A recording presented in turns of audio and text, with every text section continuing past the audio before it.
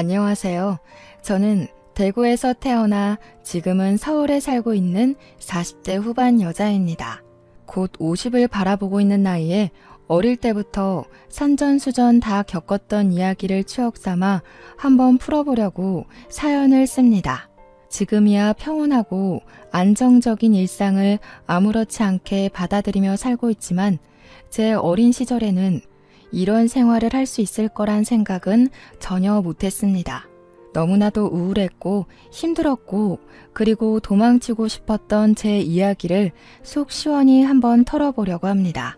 드라마보다 더 드라마 같은 제 이야기를 들어주세요.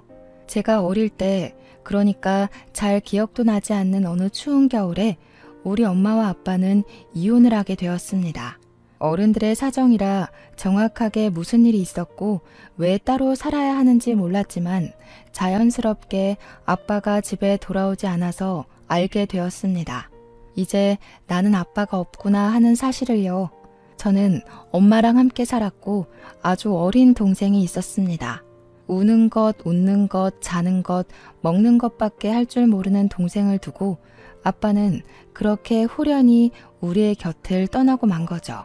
엄마는 항상 아빠가 나쁜 놈이라고 했습니다. 저에게 세뇌를 시키듯 너희 아빠는 못된 사람이야. 우리를 버리고 간 사람이야. 파렴치한 인간이야 라고 반복해서 말했습니다. 엄마는 아빠가 우리를 버리고 간 거라고 사업한다고 돈이란 돈은 다 말아먹고 나간 놈이라고 치를 떨었습니다. 분명 저에게는 자상한 아빠였음에도 불구하고 기억은 점점 흐려졌고 엄마의 말대로 제 기억 속 아빠는 나쁜 놈으로 자리 잡고 말았죠. 나름 가난하지 않게 살았던 것 같은데 몇 번의 이사를 거쳐 집은 점점 좁아지게 되었고 어느 날부터는 난방이 잘 되지 않는 단칸방에 엄마와 저, 동생까지 셋이서 살게 되었습니다. 아빠는 이혼하고 나서 양육비를 한 번도 주지 않았다고 엄마는 저에게 하루빨리 자라서 돈을 벌어오라고 했습니다. 우리 엄마는 동네 이발소에서 샴푸도 해주고 면도도 해주는 직원이었는데 어릴 땐 몰랐지만 크면서 알게 되었죠. 우리 엄마 뒤에 꼬리표처럼 따라붙는 소문이 아주 무성하다는 사실을요. 엄마가 동네 유부남들에게 꼬리를 치는 것도 모자라 3다리 4다리를 걸치며 꽃뱀짓을 하고 다닌다는 것이었습니다. 당연히 저는 학교에서 왕따를 당하게 되었습니다. 그 당시에는 왕따라는 게 정말 만연했고 지금처럼 공론화되기 어려웠기에 심하게 괴롭힘을 당했습니다. 특히 유독 심하게 저를 괴롭히던 애가 있었는데 그 아이의 이름은 아직도 기억에서 지워지지 않습니다. 김미나. 그 아이는 제가 자신보다 공부를 조금 더 잘한다는 이유에서 저를 괴롭혔습니다. 미나는 꽤 잘 사는 집안의 딸이었고 애초에 저 같은 환경에 놓인 애랑은 차원이 다른 아이였습니다. 비교를 할 수준도 아니었지만 그저 괴롭힐 아이가 필요하고 분풀이할 대상이 필요해서 저를 못살게 군 것이겠죠. 공부를 제가 조금 더 잘했다고 괴롭혔지만 사실 제 성적이 그렇게 좋은 편은 아니었거든요. 저는 집에서나 학교에서나 어딜 가도 치이는 그런 동네북이었던 겁니다. 책상에 죽어라 나가라 하는 낙서는 물론이고 교과서를 물에 적셔 놓는다거나 찢어 놓는 건 아주 기본이었습니다. 서랍에 몰래 압정을 넣어둔다거나 실핀을 넣어두어 손을 다치게 한 경우도 있었습니다. 물벼락을 맞는 건 아주 일상이었기에 항상 체육복을 뒤집어 쓰고 수업을 받아야만 했습니다. 그냥 물이면 다행이었지만 걸레를 빤 물인 날에는 최악이었죠. 체육 시간에 피구라도 하면 모조리 다 저에게 공을 던져댔습니다. 학급에서 인기 있고 영향력 있는 김미나가 저를 괴롭히니 나머지 아이들도 자연스럽게 저를 무시하고 괴롭히기 시작했습니다. 방관하는 친구들은 그나마 고마울 지경이었습니다. 쉬는 시간이면 저에게 너네 엄마가 꽃뱀이라며 환양년이라던데 남자 없으면 죽는 년이래 하면서 모욕을 주었고요. 그 와중에도 깔깔 웃으면서 너도 똑같은 팔자 아냐? 엄마 팔자 닮는다던데 하면서 학급 아이들은 저를 놀렸습니다. 정말 학교 생활이 죽는 것보다 더 싫었습니다. 왜 가만히 있었냐고요? 가만히 있지 않았습니다. 처음에는 나한테 왜 그러냐고 화도 내보고 이러지 말라고 애원도 해봤습니다. 그런데 제가 반응을 하면 할수록 아이들의 장난의 강도는 높아지기 시작했고 나중에는 몸에 상처가 생길 지경이었습니다. 처음 상처가 생긴 날 저는 참지 못하고 담임 선생님을 찾아가 일렀습니다. 우리 반 아이들이 저를 작당하고 괴롭혀요. 상처가 났어요. 너무 힘들어요 하고 울면서 이야기를 했죠. 하지만 담임 선생님도 김미나의 편이었습니다. 그 아이의 부모가 사업을 하고 있었고 담임 선생님이 30대 아들의 취업을 도와줬다고 하더라고요. 한마디로 뒷돈도 받고 취업 비리까지 묶여 있으니 제 편을 들어줄 수 없었던 거죠. 저에게 넌지시 너도 뭔가 잘못한 게 있지 않겠니? 그 아이들이 너한테만 그러는 이유가 있겠지라고 말했을 때는 정말 제 가슴에 커다란 구멍이 생기는 것 같은 기분이었습니다. 제가 학교 앞 골목에서 선생님한테 일렀다는 이유로 아이들에게 얻어맞은 적이 있었습니다. 그날은 꽤 많은 아이들이 저를 괴롭혔고 결국 지나가던 행인의 신고로 죄다 경찰서에 잡혀간 일이 있었죠. 분주한 경찰에서 죄인처럼 고개를 숙이고 있었던 건 저 하나였습니다. 가해자들은 오히려 뻔뻔했고 피해자인 저는 그들과 눈도 마주치지 못했습니다. 간간히 형사들의 열이 뻗친다는 큰 소리가 오고 가고 했지만 결국 제 눈앞에 드리워진 합의서와 돈봉투는 모든 것을 포기하게 만들었습니다. 가해자들의 부모가 저를 멸시 어린 눈으로 바라보며 합의서에 도장만 찍으라고 종용했습니다. 아무리 그래도 이렇게 얻어맞았는데 우리 엄마는 내 편이겠지 했지만 엄마는 그 돈봉투에 눈이 돌아 바로 도장을 찍었습니다.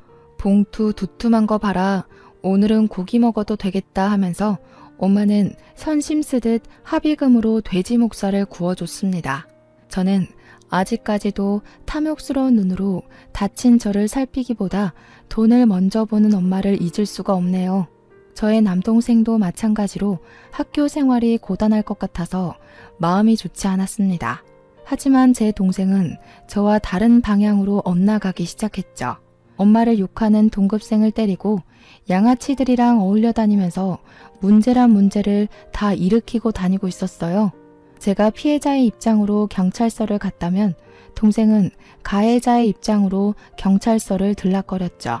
엄마는 동생 대신 사죄를 하고 다니면서 저에게 책임을 전가했습니다.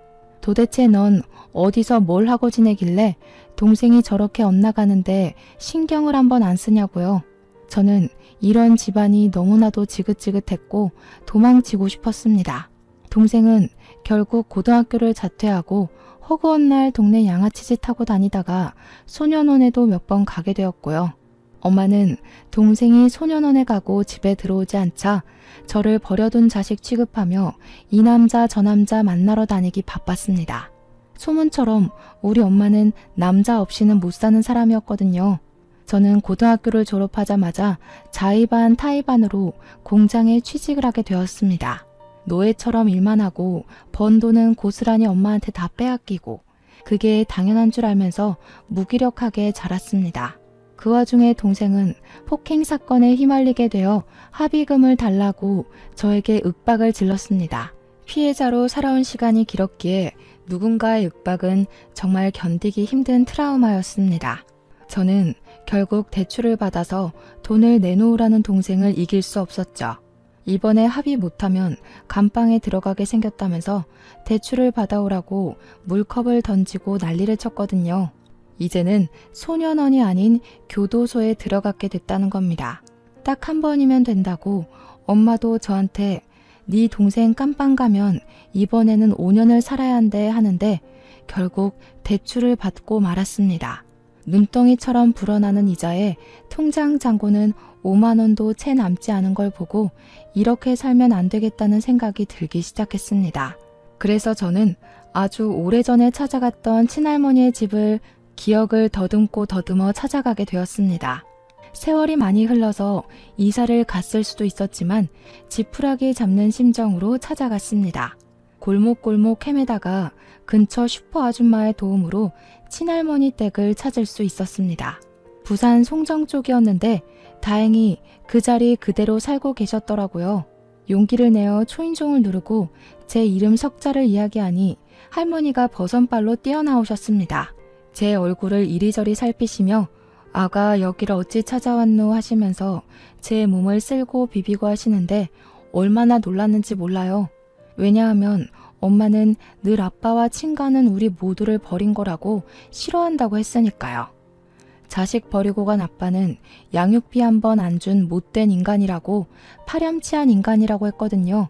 애 둘 키우는데 돈이 얼마나 많이 드는지 아냐고. 하루빨리 돈 벌어서 시키기 바빴고요. 어항이 벙벙한 와중에 일단 집에 들어오라며 엄마는 어쩌고 왔냐고 묻는 할머니 말에 정신이 번쩍 들었습니다. 저는 있는 그대로 제가 살아온 나날에 있어 거짓 한 점 없이 할머니에게 이야기를 했죠.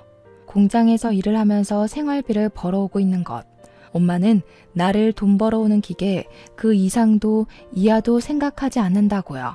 동생은 소년원에 들락날락하고 집에도 잘 들어오지 않아서 어디서 뭐하고 사는지 모른다는 것까지요. 사는 게 버거워서 죽기 직전에 용기 한 번 내서 찾아오는 거라고 말했습니다. 그러니 할머니가 제 손을 잡고 막 엉엉 우시는 게 아니겠어요.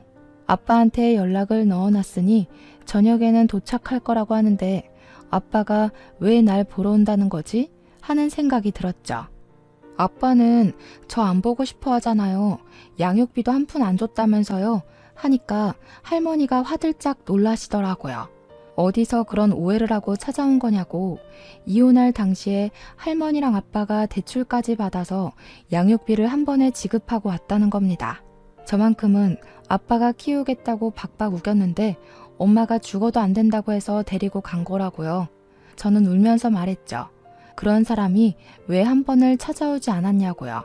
그랬더니 찾으려고 몇 번이고 찾아갔는데 이사가고 없었다고, 엄마가 못 만나게 했다는 겁니다. 우리가 보고 싶어 하지 않는다고 했다면서 아빠 필요 없다고 하지 않았냐고 하시는데 딱 봐도 오해가 너무나도 많이 쌓여있더라고요. 그날 저녁 정말로 아빠가 왔고 10년이 넘는 세월이 지난 뒤 아빠를 만나게 되었습니다.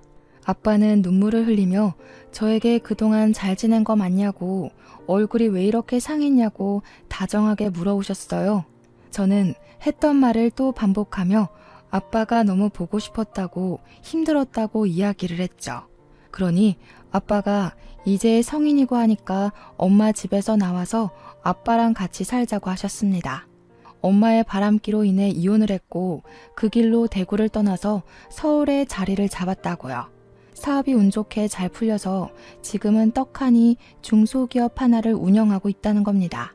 하청도 많이 주고 엄청나게 성장을 했다며 하는 일이 뚜렷하지 않으면 아빠 밑에서 일을 배우라고 했어요.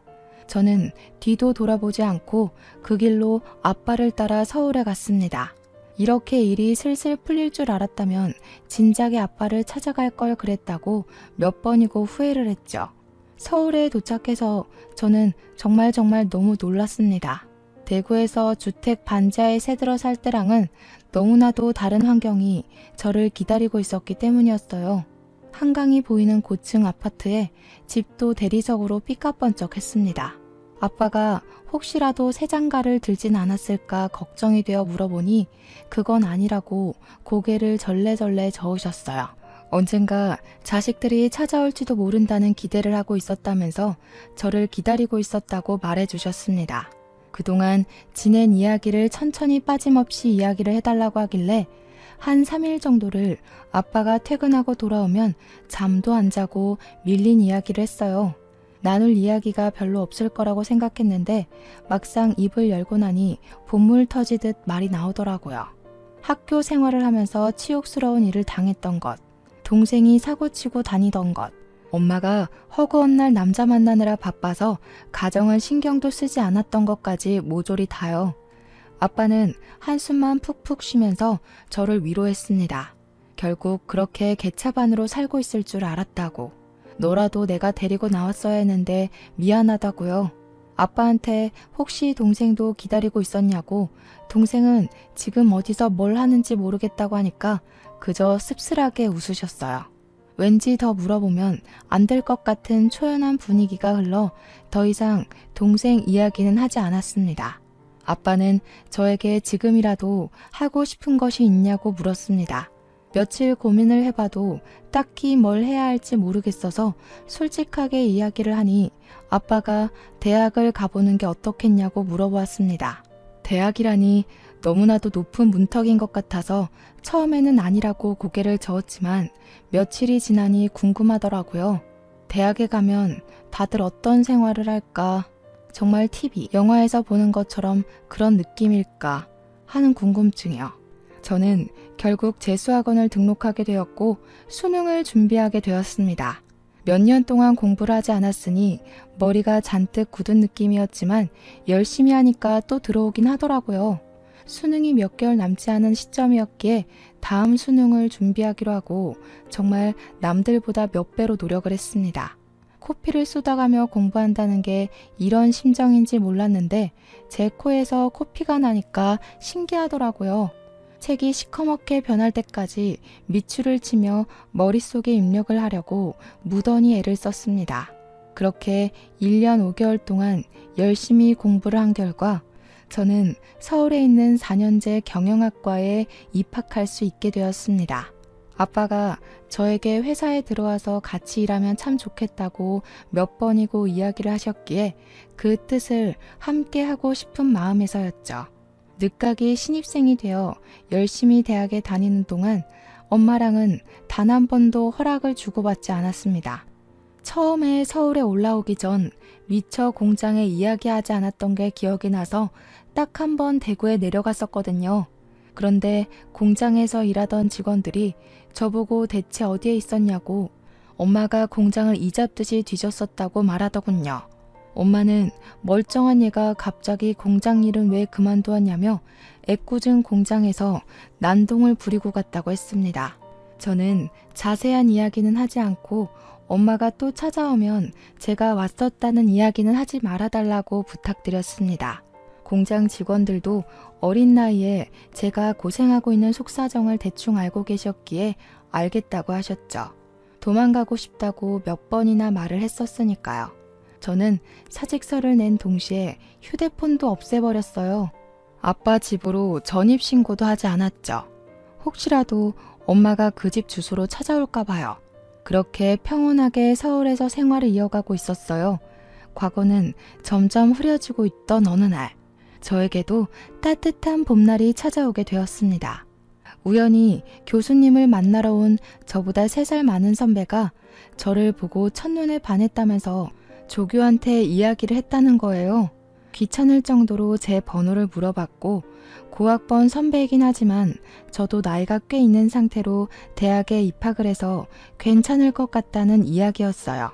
3살 차이면 딱 좋은 거 아니냐고 마치 중매쟁이가 된 것처럼 저랑 선배를 이어붙이는 조교의 말에 저는 고개를 끄덕였습니다. 솔직히 대학 다니면서 나이 차이 많이 나는 동기들 사이에서 저는 잘 어울리지 못하고 있었거든요. 학교 CC가 생겼다더라, 어느 과 누구랑 쟤랑 사귄다더라 이야기를 들을 때만 해도 캠퍼스 커플은 저와 거리가 먼 이야기로 느껴졌고요. 그런 저를 관심 있어 하는 남자가 생겼다고 하니까 괜히 마음이 몽글몽글해지더라고요. 그 선배는 벌써 29살이었고 대기업에 취업까지 마친 사람이었고요. 대학생 신분인 제가 너무 없어 보이긴 했지만 저한테 계속 만나보자 하기에 마음이 동했죠.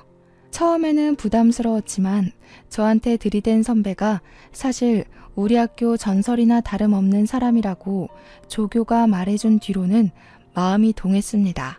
맨날 과 수석 자리를 놓치지 않았고 집안도 꽤 괜찮은 집안이고 생긴 것도 멀끔해서 여자들한테 인기가 좋았다고요. 번호 교환은 했지만 사석에서는 따로 만난 적 없는 상태였는데 교수님을 만나러 온 선배와 2번 정도 같이 밥을 먹게 됐어요. 오래 기다렸다면서 굳이 학교까지 시간 내서 찾아온 이유는 저 하나였다고 하더라고요. 교수님 만나러 왔다는 것도 다 거짓말이었다고 자기랑 연애하자고 하는데 저도 활짝 웃었어요. 연애를 하면서부터는 세상이 달리 보이더라고요. 이 좋은 걸 왜 이제야 시작했지 하는 생각도 들었고요. 선배가 저를 애지중지하는 것도 너무나도 좋았습니다. 맹목적인 사랑은 받아보는 게 처음이거든요. 이 선배랑은 모든 게 다 처음 하는 거라 즐거웠어요. 과수석답게 모든 시험의 족보를 다 가지고 있어서 덕분에 제 성적을 유지하는 데도 도움이 많이 되었죠. 몰랐는데 그 족보를 가지는 게 무척이나 어려운 일이었대요. 돈 주고 사겠다는 애들이 있을 정도로 귀한 것이었다는데 저는 원하는 만큼 받아볼 수 있었죠. 성적도 우수하게 졸업을 할 수 있었고 아빠의 바람대로 저는 아빠 회사에 취직을 하게 되었습니다. 중소기업이지만 내구성이 좋은 회사였고 복지 또한 괜찮아서 제 취업이 확정되었을 때 동기들은 부러워했어요. 아빠 회사에 취직하고 싶어 했던 동기도 있더라고요. 아빠는 시작부터 저에게 좋은 자리를 주고 싶어 하셨지만 저는 너무 부담이 되더라고요. 이제 갓 대학 생활을 마친 사회 초년생이 높은 자리에 있어 봐야 회사에 전혀 도움이 되지 않을 것 같다고요. 오너가 가족이라는 게 남들 눈에 고깝게 비춰질 수 있으니 평사원으로 입사를 하게 되었습니다. 아빠한테도 절대 내가 딸인 거 티내지 말아달라고 몇 번이나 부탁을 했어요. 그렇게 회사 일에 적응해 가던 어느 날 거래처에서 우리 공장에 의뢰를 하러 찾아왔는데 그날 아빠가 다른 공장으로 출장이 잡히게 된 거예요. 사내 이사님이 그 일을 맡게 되셨는데 따라붙을 직원이 필요하다 해서 제일 한가했던 제가 차출이 되었습니다. 공장에 수주를 맡기러 온 우리보다 더 작은 회사 직원들이 이사님과 함께 동행해서 이것저것 살펴보고 있었어요. 저는 이사님 뒤를 쫓아다니며 필요한 서류를 챙겨드리고 그래프를 읽어드리고 있었습니다. 그런데 언뜻 마주치는 거래처 사람이 어디서 많이 본 것 같은 얼굴이었습니다. 누군지 기억은 나지 않는데 낯이 익은 사람이었어요. 누구지 하다가 이사님께 저분은 어디 거래처 분이시냐 하고 물어보니까 이사님이 조용히 말씀해 주셨어요. 우리 공장에서 하청을 주고 있는 업체인데 요즘 부실업체라고 말이 많아서 일을 더 맡길지 말아야 할지 고민 중인 A업체래요. 공장으로 찾아온 것도 우리가 거래를 끊을까봐 걱정돼서 찾아온 거라고 하더라고요. A업체가 어디더라 하다가 대표님 성함이 어떻게 되냐고 물어보는 순간 기억이 딱 났어요. 학창시절 저를 꾸준히 괴롭혔던 김미나, 그 아이의 아버지였습니다. 합의서에 사인을 하라고 돈 봉투를 던지면서 저를 멸시하는 눈으로 바라보던 그 사람이었어요. 스물스물 저를 좀먹었던 그때의 기억이 떠오르면서 순간 용암처럼 분노가 끌어올랐습니다. 이런 자리에서 만나게 되다니 복수를 하고 싶다는 마음이 울컥 솟았죠. 그렇게 아무 일 없이 공장 시찰이 끝나고 저는 남자친구를 만나러 갔습니다. 그리고 그날 남자친구에게서 프로포즈를 받았습니다.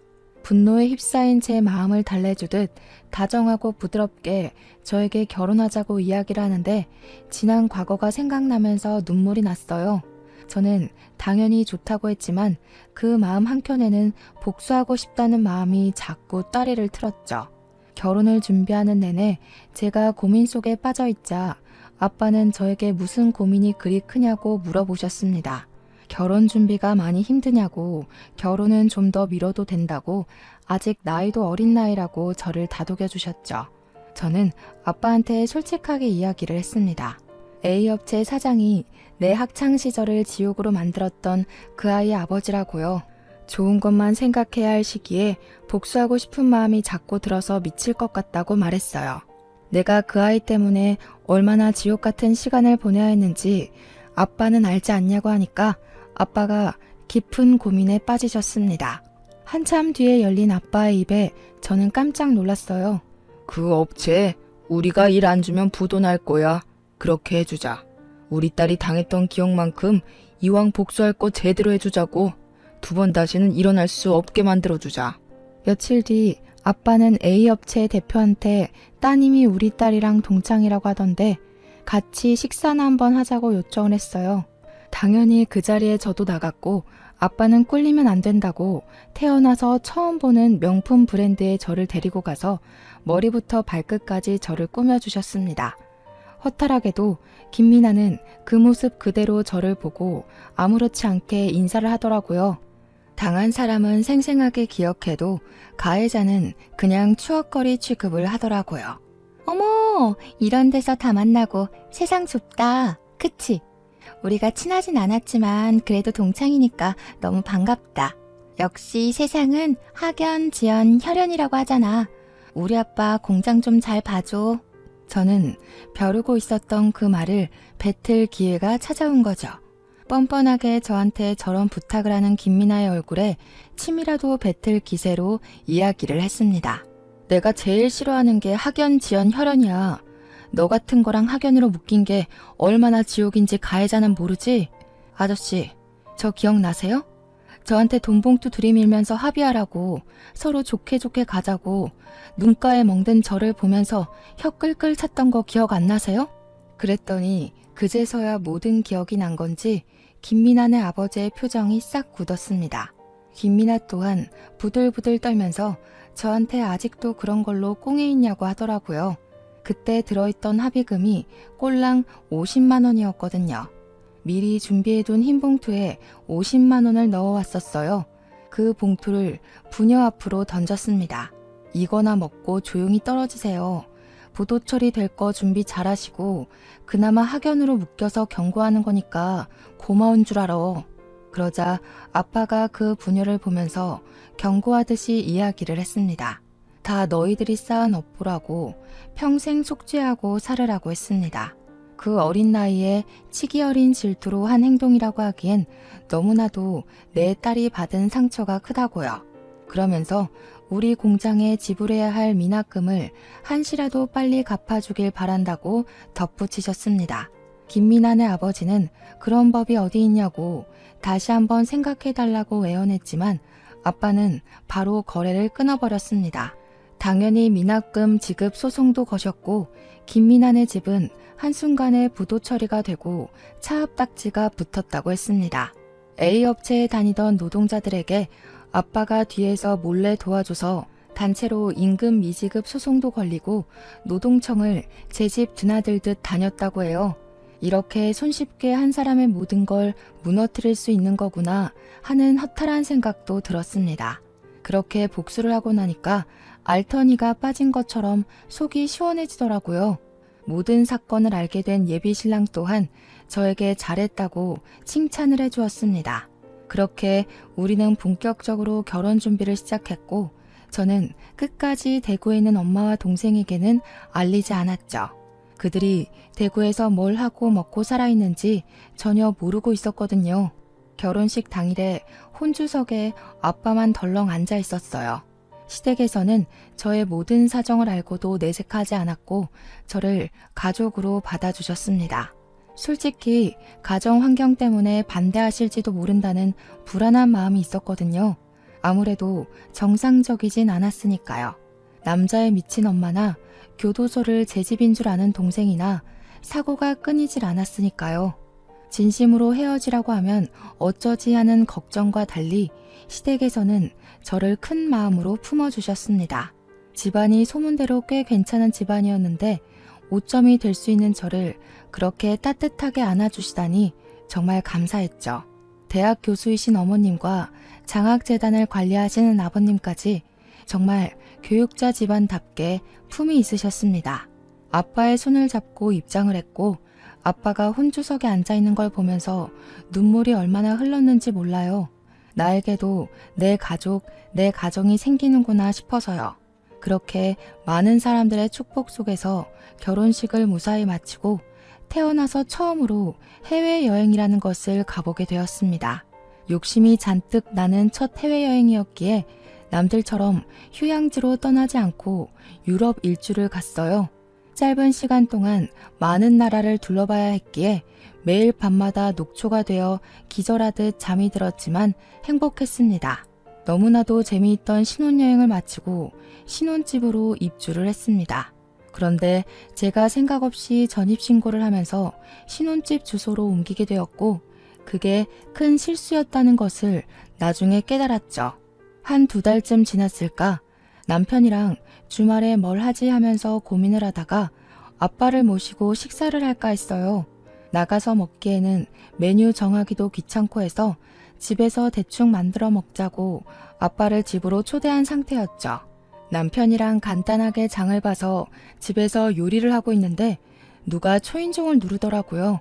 아빠인 줄 알고 아무 생각 없이 문을 열어주었는데 아빠를 찾아간 그날 이후로 한 번도 본 적 없었던 엄마랑 동생이 찾아왔더라고요. 제가 현관문을 열고 잔뜩 얼어있는 상태로 그들을 마주하고 있으니 남편이 장인어른 오셨어요? 하면서 나왔어요. 젊은 남자와 여자가 서 있는 걸 보고 제가 얼어붙은 걸 보고 남편이 눈치를 챈 거죠. 고얀 년, 우리 버리고 도망가서 잘 먹고 잘 살고 있었네. 결혼까지 했어? 엄마도 없이? 집도 으리으리하고 좋네. 돈을 좀 번 거야? 아니면 로또가 된 거야? 뭐야? 어디서 이런 집이 생겼어? 돈 좀 줘봐. 남편은 우리 엄마의 상스러운 언행에 제 눈치를 보면서 눈살을 찌푸리고 있었습니다. 저는 순간 몰려오는 수치심에 정신을 번뜩 차렸어요. 아빠가 오기 전에 이 모자를 쫓아내야 한다는 생각이 들어서 나가서 이야기를 하자고 했죠. 그러니까 동생이 저를 팍 밀치면서 신발을 벗고 집으로 들어오더라고요. 맛있는 냄새가 나는데 배고프니까 밥 좀 달라고 하면서 우리 남편한테 매형? 매형이라고 불러야 하나? 이러고 있더라고요. 그래, 우리 사위가 돈이 많은가?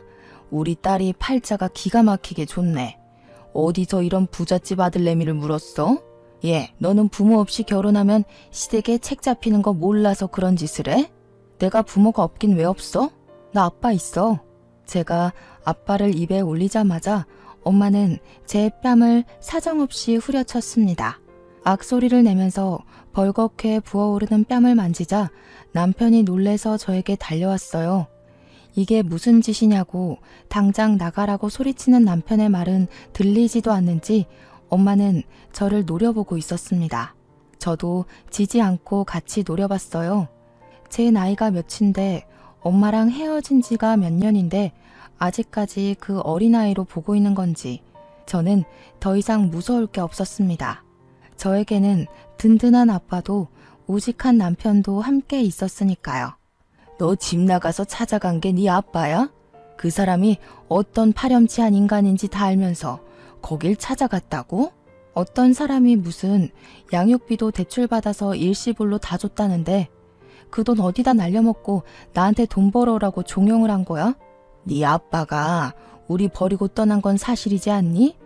진실을 흐리려고 하지 마. 우리를 버리긴 뭘 버려. 엄마가 바람 펴서 떠난 거지. 그 말에 엄마는 아무 소리 하지 않고 부들부들 떨고 있었습니다.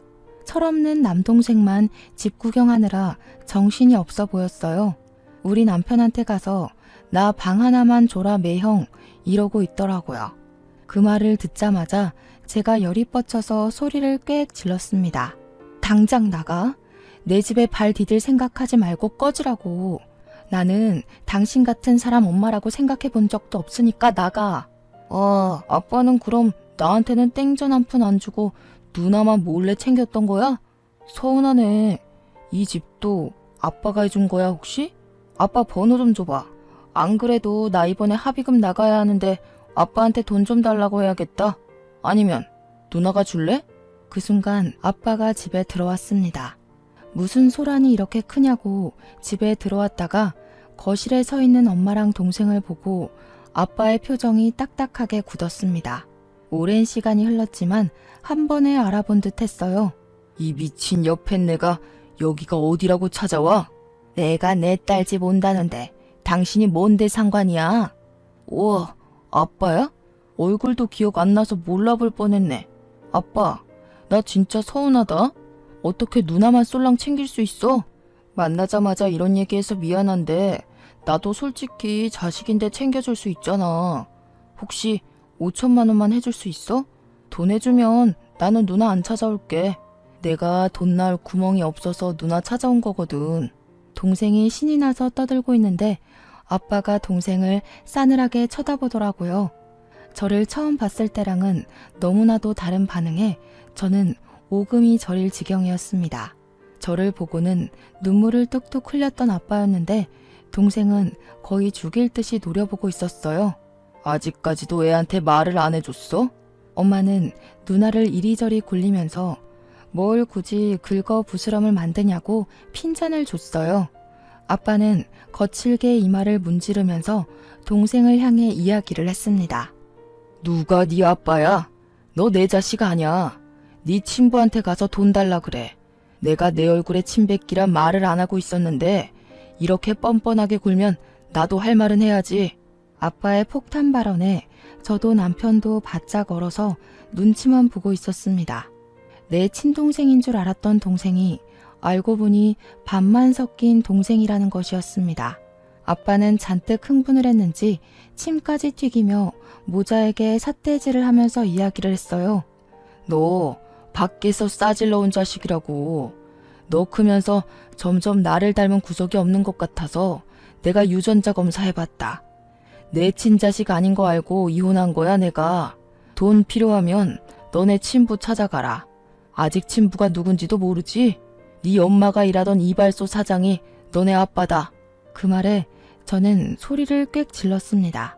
그 이발소 사장은 손버릇이 나쁜 놈이었고 느글느글하게 생겨서 도박쟁이였거든요. 아빠 말을 들어보니 이발소 사장이랑 동생의 얼굴이 묘하게 닮아 보이는 듯한 착각이 일었어요. 동생은 충격이라도 받은 건지 엄마를 향해서 이게 진짜야? 진짜야? 하고 있고 엄마는 찔리는 게 있는지 시선을 피하더라고요. 저도 순간 놀래서 아빠한테 혹시 나도 아빠의 친자식이 아닌 거냐고 하니까 아빠가 고개를 절레절레 흔들더라고요. 남편 앞에서 순간 쪽팔린 것도 잊어버리고 주저앉아 버렸습니다. 남편은 놀래서 저를 일으켜 주었고 아무런 걱정도 하지 말라면서 저를 토닥여 주었어요. 저는 정말 순식간에 일어난 출생의 비밀이 밝혀진 현장에서 정신이 쏙 빠졌죠. 내가 우리 딸만큼은 꼭 데려오고 싶었는데 그 시절 법이 참으로 고약했지. 애들은 엄마가 키워야 정서적으로 안정이 되니 마니 아주 돈 벌어서 친권 꼭 찾아오겠다고 악착같이 일했다. 엄마, 진짜냐고. 내가 그 이발소 미친놈 자식이 맞냐고. 아빠가 말하는 거 다 구라지? 말 좀 해봐. 이발소 아저씨는 여전히 정신 나간 사람처럼 도박을 하고 술을 먹고 사고를 치고 다니는 것 같았습니다. 술 먹고 지나가는 사람들이랑 시비에 걸려서 경찰서를 자기 집처럼 들락날락하고 돈 노름하다가 빚도 진 거죠. 그 돈을 엄마가 그동안 갚아주면서 둘이 몰래 만나고 있었는데 그게 전부 까발려진 겁니다. 심지어 이발소 아저씨는 유부남이었거든요. 그러면 그 비가 어딜 가겠니? 뻔하지. 너도 그 미친놈 닮아서 맨날 경찰서 교도소 왔다 갔다 하는 거 아니니? 아씨, 그걸 왜 이제 말해, 쪽팔리게. 그리고 나랑 그 미친놈이랑 어디가 같다는 거야? 아, 진짜. 둘이 갑자기 피 터지게 싸우기 시작하는데 그게 왜 내 아빠냐부터 시작해서 네 아빠 맞다고 소리를 지르고 난리더라고요. 남편이랑 저랑 아빠는 그 사이에 이성이 찾아왔고 남편은 재빨리 경찰에 신고를 했습니다. 저는 두 모자에게 내 집에서 나가달라고 2번 다신 찾아오지 말라고 필요하다면 접근 금지 신청을 하겠다고 했어요.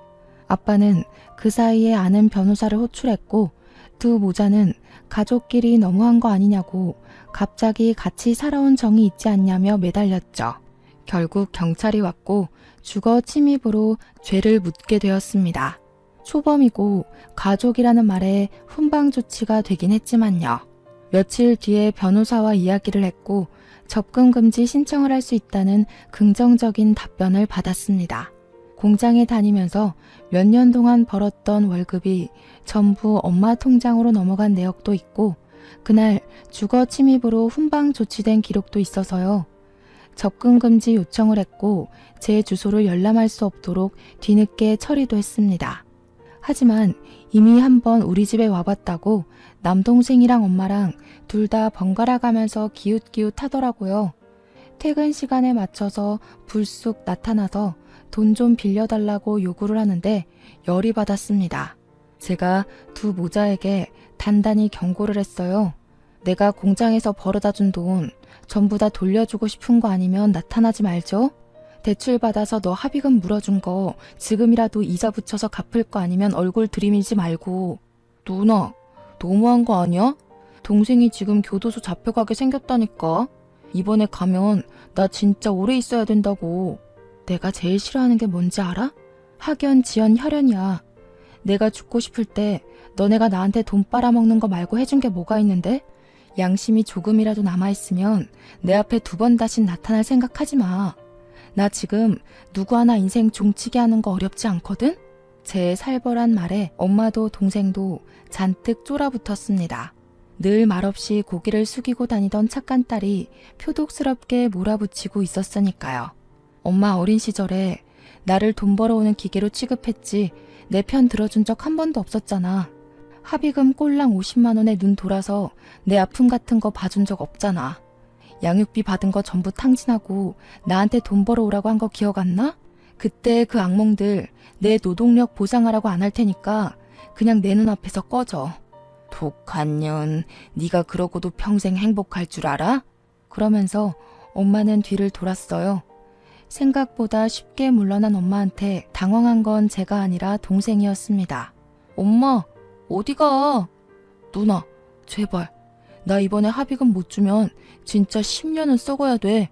너는 평생 감방에서 썩었으면 좋겠다. 소년원을 집처럼 왔다 갔다 하면서도 교화가 안 됐잖아. 아, 이번엔 또 다를 수도 있으려나? 내가 교도소에 있는 사람들한테 돈 좀 쥐어주고 우리 동생 제대로 교화시켜달라고 부탁을 좀 할까? 거기 범죄자들은 돈만 주면 다 해준다고 한다던데. 동생이 흠칫 놀라더니 부들부들 떨면서 욕을 내뱉고 엄마를 따라 사라졌어요. 한참 실랑이를 한 덕분인지 완전히 녹초가 되어서 집에 돌아오니까 먼저 들어온 남편이 저를 꼭 안아주더라고요. 그런 인간들 때문에 마음 다치지 말라고, 다 잊어버리고 살 수는 없지만 힘들어하지 말라고 해줬어요. 저도 고맙다고 인사하면서 남편을 마주 안았습니다. 그 뒤로 엄마가 어디서 뭐라고 있는지 지금까지 제 앞에 나타난 적이 없습니다. 동생은 결국 감방에 들어갔다고 하더라고요. 영치금 넣어줄 사람이 없어서 힘들게 지내고 있는 것 같습니다만 저도 찾아갈 생각은 없습니다. 남편이랑 아빠 덕분에 소금을 뿌린 것 같았던 상처는 아물었고 지금의 저는 행복하게 살고 있습니다. 고생 끝에 낙이 온다. 그 말을 요즘 제일 좋아합니다. 저는 정말 낙을 찾았고 낙원을 가졌습니다. 평생 이렇게 남편과 아빠와 그리고 저를 믿어준 시댁 식구들과 두런두런 행복하게 살고 싶습니다. 제 이야기를 들어주셔서 감사합니다.